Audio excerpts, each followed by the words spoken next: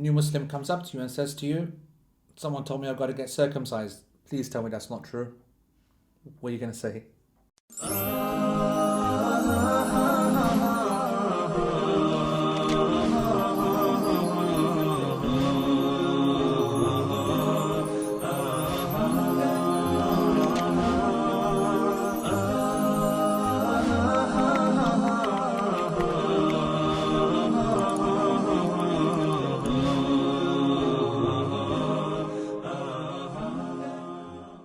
Bismillah ar-Rahman ar-Rahim, alhamdulillah, wassalatu wassalamu ala rasulillah. Assalamu alaikum wa rahmatullahi wa barakatuh.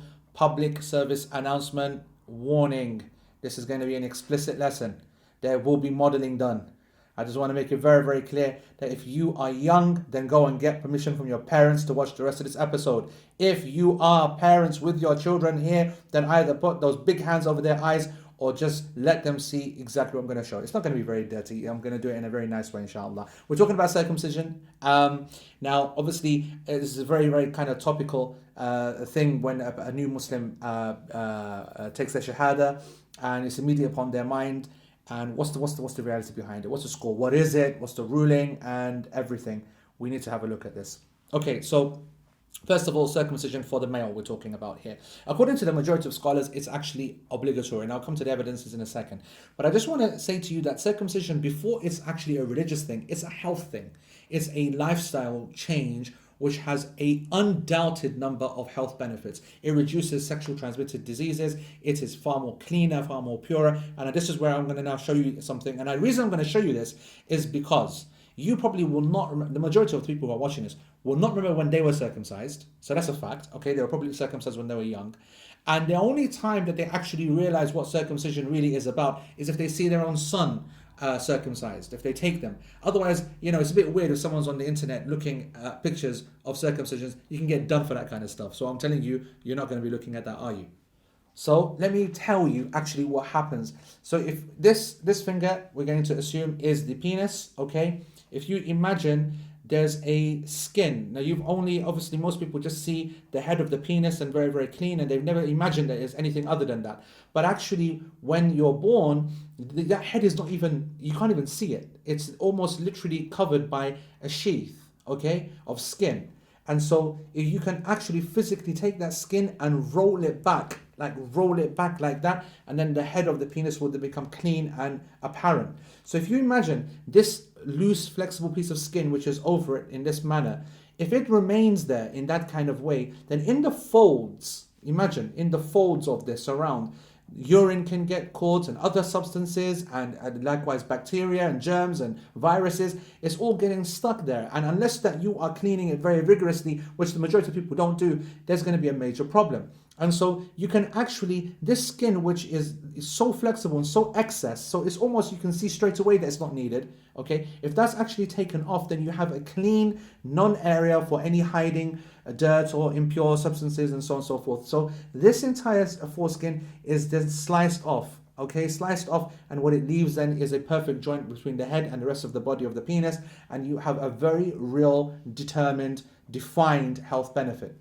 That's why in some countries, and I know that circumcision is linked with Jews and Muslims and so on, but actually some health policies now in secular countries are being developed with the idea that, we should give circumcisions. And there's not a single doctor, any honest doctor of any faith, that can deny the health benefit of a circumcision. But of course, because of the kind of, the area that we're operating, and the fact that we're talking about, scalpels and knives and lots of blood, then you can see that people are going to be squeamish, and no normal person is going to enjoy this issue or look forward to it. And of course, if you're doing it back in the village, in what we call back in the bin, as I like to say, then, when people are using big knives and in a kind of really kind of rough cowboy kind of fashion, then there can be some serious damage done, and there can be fatalities. There can be major blood loss. Of course, this is possible. So we do need to be serious about it. There's a lot of fun and joke about it, but we do need to be serious.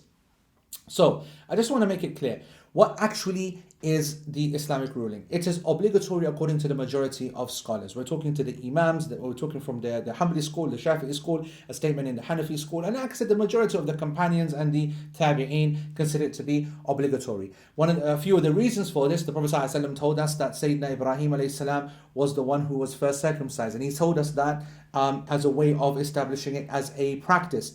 And he also told us in the same hadith that he was 80 years old. And I want to come back to that point later on. He was 80 years old when he was circumcised. The Prophet ﷺ also said that there are 5 things from the fitrah. The fitrah means your natural state, your human natural state. 5 things that should be done. So that's the circumcision, number 1, the trimming of the mustache, number 2, the shaving of the pubic hair, the plucking of underarm hair, and the cutting of the fingernails. So these are things, it's not permissible to allow the mustache to overgrow and, for big forests to grow underneath your arms and a mess down below, and your nails to turn into those kind of, those ones that curl around in those, the ones you see in the Guinness Book of World Records, some Indian somewhere who's got 26 meter long, disgusting nails. This is not from the fitrah of Islam. It's not something which is acceptable, and these all need to be removed in the right manner. All of these are harmful or ugly or dirty things which need to be taken away from the body. The real issue then comes, of course, is that if it is obligatory, and one of the other evidences that the scholars said that they used for its obligation is the fact that for this practice to occur, it's going to require someone to look at the awrah. And I'm not just talking about children, but I'm talking about adults. And so if adults, and imagine, of course, the companions, many of them were adults when they became Muslim, and so many of them, of course, were circumcised in accordance with this practice. And it is not permissible ever to look at the private awrah, meaning the hidden area of another Muslim, the private parts of another Muslim. And so, yet it's impossible to do circumcision without obviously looking at that and actually even touching the private parts. So something which is haram to do, and then it is done, must indicate that the action itself is obligatory. So I hope that makes sense. If something is impossible to do, haram to do, to look at another person's private parts and touch them, hold them, for example, and then use a blade and so on, then the only possible thing that can overturn something which is haram in principle must be an obligatory act. Is that reason why the majority of scholars consider it to be an obligation? There are some actually other voices as well that said it is only a recommended sunnah, and a number of them have mentioned that yes, even though and they normally mention this statement because they understood that the older that you get, the more fearful you are, the more serious the blood loss is, the more painful it definitely is the older that you get. And that's why you'll see many statements from the scholars that say that if a person goes beyond puberty and they fear for themselves, or there's a real threat of loss of life, they do not need to get circumcised. Some of the ulama said that so many people became Muslim at the time of the Prophet ﷺ and the companions, so many people entered the religion, not a single person was examined whether they've been circumcised or not. We do not see this mass kind of news that every single one was circumcised or obliged to become circumcised, especially those coming from the environments or cultures and societies that it was not a norm in. And so it is an interesting point that there does seem to be some leeway there for those who want to say that it's not obligatory, despite the fact that the majority of the scholars consider it to be obligatory. And like I said from the beginning, regardless of the religious value, it is something that has absolutely undoubted health value, and we should really push that. But what you're faced with is this guy who's 20, 30 years old, and this is no joke. And I know that we live in a time of NHS and private hospitals and anesthesia and scalpels and everything being super clean and sterile, and you're not going to feel this and take morphine before and take morphine afterwards. And as you know, obviously I've got personal experience here. I know every single thing there is to know about this. Still, there are people out there that are really, really not down with it. And so I want to make it very, very clear. It is permissible for a person to not get circumcised if they do not want to because of their newness to the religion or because of their elderly age. I do not know of any scholar that insists upon a person that they must do it regardless of whatever. And much more important than that, and much more serious, is that if a person was to come to you and say, I want to become Muslim, but I'm worried about this circumcision thing, then I know for a fact that there's a consensus that not a single person will ever allow the concept of circumcision, or hardly any of the obligations or prohibitions, to get in the way of accepting Islam. We will put the circumcision to the side. We will say, don't worry about the circumcision. Just come in to enter this deen. You are coming into a religion based upon certainty and absolute conviction in Allah and His Messenger and the wisdom that comes with that, we can do a circumcision later. And afterwards, if the person really doesn't want to go through the risk, then there is absolutely no problem from an Islamic point of view. I am expressly giving that fatwa. That's the fatwa of so many of the ulama al-kiram and the kibar and the senior scholars and the fatwa councils, and so there should not be any doubt about this whatsoever.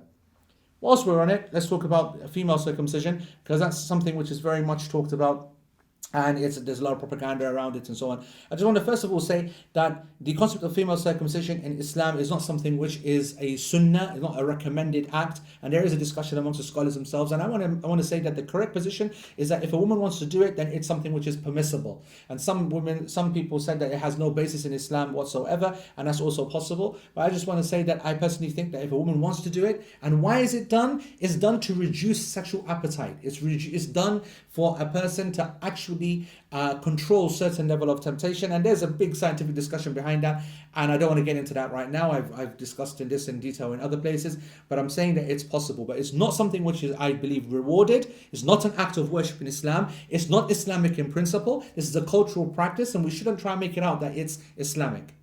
At the same time, I want to make something very, very clear. Female circumcision is not what is called FGM, or female genital mutilation, which is what is talked about in the media, which is something which is completely impermissible, and it's entirely cultural, has nothing to do with either circumcision or an accepted cultural practice of circumcision, and certainly nothing to do with Islam. It's a cultural practice of some kind of mutilated nonsense that happens with the female private parts, where people who are untrained and just horribly misinformed and ignorant, they go and do things which have no basis whatsoever, and we also reject FGM completely. It has no basis in the religion. But female circumcision, according to some scholars, is something which is permissible but not recommended. As for male circumcision, it is obligatory for every male to try and do that, and we should encourage a new Muslim to do the same. They will at the very least have health benefits, and it's not as bad as it used to be. Back in the day when we used to have to line up against the wall and the boys used to come with the knives and ship chap shop, that was a nightmare. That's not happening anymore today, alhamdulillah. Wallahu ta'ala a'lam. Wassalamu alaikum wa rahmatullahi wa barakatuh.